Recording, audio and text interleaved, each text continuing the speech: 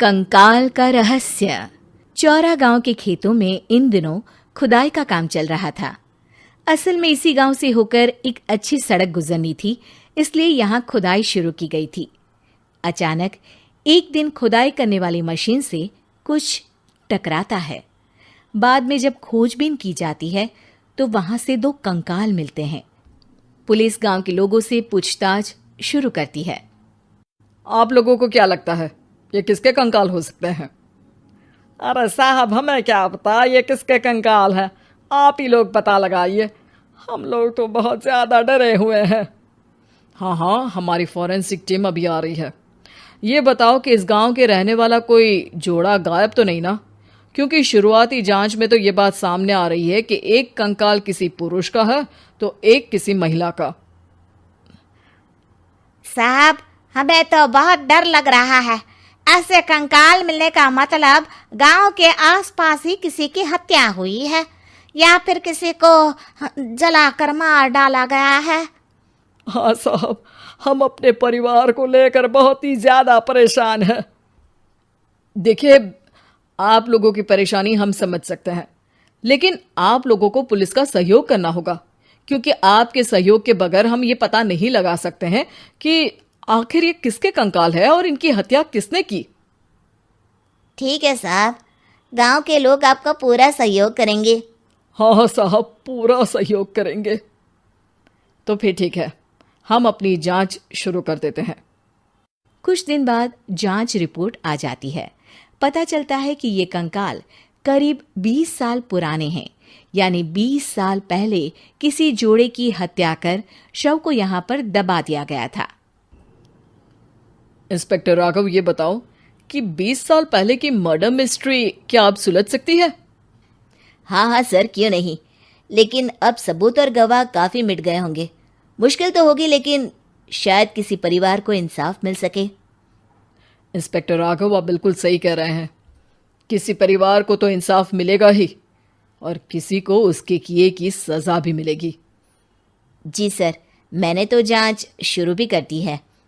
20 साल पहले इस गांव के 2 जोड़े अचानक कहीं गायब हो गए थे। मैंने दोनों ही परिवारों के बाकी के सदस्यों से बातचीत शुरू की तो उन्होंने बताया कि उनके बच्चे शहर गए थे, लेकिन आज तक वापस नहीं लौटे हैं। लेकिन ये दोनों शव किस परिवार के सदस्यों के हैं, ये कैसे पता चल सकेगा? सर, मैंने डीएनए टेस्ट करवा लिया है। आज शाम तक इसकी रिपोर्ट भी आ जाएगी। अच्छा, ठीक है। उसी शाम को सर, डीएनए रिपोर्ट के मुताबिक ये दोनों ही लाशें चौरा गांव के रहने वाले प्रधान सुल्तान सिंह के बेटे और बहू की है। लेकिन इनकी हत्याएं किसने की है, ये कैसे पता लगेगा? इसी का तो पता लगाने की कोशिश में जुटा हूं सर। आज सुल्तान सिंह से मिलने भी जा रहा हूं। मेरा बेटा और बहू तो मेरे लिए सिर्फ यादों में ही रह गए थे। हमें उनकी लाशें तक नहीं मिल सकी थी। आज 20 साल बाद उनके कंकाल मिले हैं। मैं अब किसके लिए जीऊं?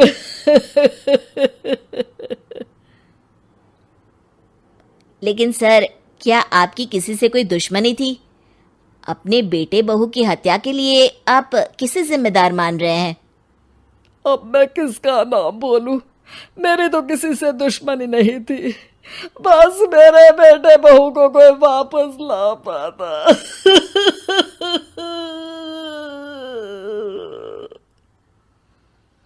इसके बाद सुल्तान सिंह फूट फूट कर रोना शुरू कर देते हैं। सर, अब आप इनका अंतिम संस्कार करवा सकते हैं। कम से कम इनका शरीर ना सही, इनका कंकाल तो आपको मिला है। लेकिन हाँ, अगर आपको कुछ भी याद आए तो ज़रूर बताइएगा। मेरी तो बेटा अब उम्र हो गई है, लेकिन मेरे बेटे और बहू के हत्यारों का ज़रूर पता लगाइएगा, क्योंकि जब तक हत्यारे पकड़े नहीं जाएंगे मेरा मन नहीं मानेगा। सर, हमारी पूरी कोशिश रहेगी हत्यारे को पकड़ने की। लेकिन एक बात बताइए, उस वक्त आपको किस पर शक गया था? उस वक्त मेरे एक ड्राइवर को पकड़ा गया था, लेकिन सबूतों के अभाव में उसे छोड़ दिया गया था। अच्छा, और ड्राइवर पर कैसे शक हुआ था? क्योंकि उस दिन ड्राइवर छुट्टी पर था। उस समय लेकिन लाश क्यों नहीं मिल सकी थी?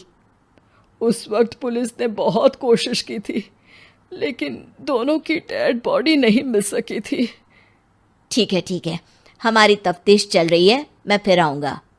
इसके बाद इंस्पेक्टर वहां से चला जाता है और सुल्तान सिंह अपने बेटे और बहू की याद में खो जाते हैं। कुछ दिन बाद सुल्तान सर, एक बात बताइए, जब आपके बेटे बहू की हत्या हुई थी, उसी के आसपास आपके ही गांव का रहने वाला एक और जोड़ा उसी वक्त गायब हो गया था ना? हाँ सर, अलका और अभिषेक, वो भी मेरे बच्चों जैसे ही थे। तो फिर वो कहाँ है? उनका भी आज तक पता नहीं चल सका, लेकिन बताते हैं कि कुछ साल पहले अभिषेक को गांव के ही किसी आदमी ने मुंबई में देखा था, लेकिन फिर वो गायब हो गया। यानी अभिषेक और अलका की हत्या नहीं हुई थी, बल्कि उन्होंने किसी वजह से खुद ही गांव छोड़ दिया था। हाँ, हो सकता है, क्योंकि अभिषेक मेरे बेटे संतोष का अच्छा दोस्त था और उसका मेरे घर भी आना जाना लगा रहता था। हो सकता है कि उसने मेरे बेटे और बहू के बारे में सुन लिया हो और ये गांव छोड़ दिया हो सकता है। उनके परिवार का कोई अब नहीं रहता क्या इस गांव में? अब तो कोई नहीं रहता। एक चाचा थे, लेकिन उन्होंने भी अपना पुश्तैनी मकान बेच दिया है। वो भी अब कहीं शहर में ही बस गए हैं। ओह, अभिषेक और अलका के बारे में भी पता लगाना होगा।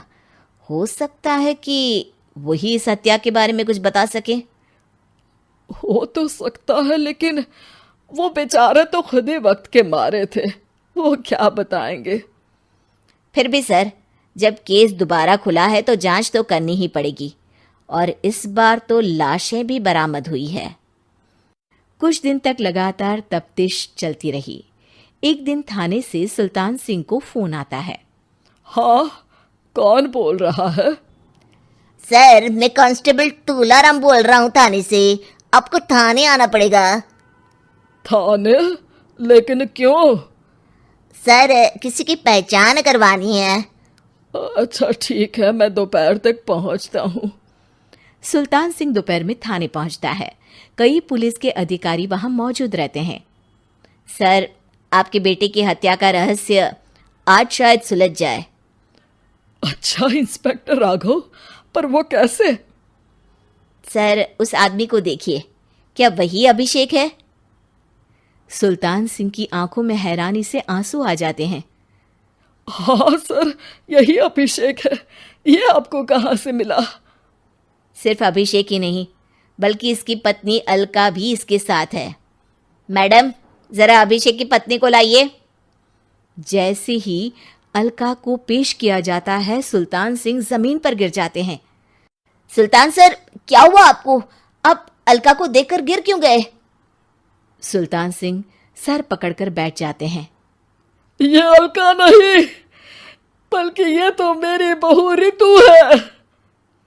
पूरा थाना एक दूसरे का मुंह देखने लगता है। क्या? इसके बाद हर किसी को दो कंकाल और हत्या का रहस्य समझ में आ गया। अभिषेक और रितु ने मिलकर संतोष और अलका की हत्या की थी और लाश को जमीन के नीचे दबा दिया था।